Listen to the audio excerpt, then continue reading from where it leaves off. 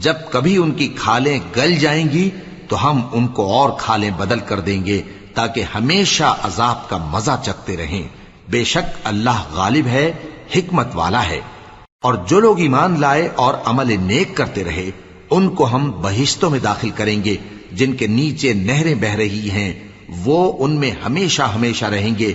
وہاں ان کے لیے پاک بیویاں ہیں اور ان کو ہم گھنے سائے میں داخل کریں گے۔ مسلمانوں، اللہ تم کو حکم دیتا ہے کہ امانت والوں کی امانتیں ان کے حوالے کر دیا کرو، اور جب لوگوں میں فیصلہ کرنے لگو تو انصاف سے فیصلہ کیا کرو۔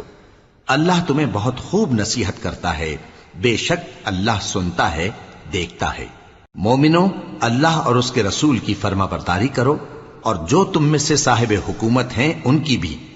پھر اگر کسی بات میں تم میں اختلاف واقع ہو تو اگر اللہ اور روز آخر پر ایمان رکھتے ہو تو اس میں اللہ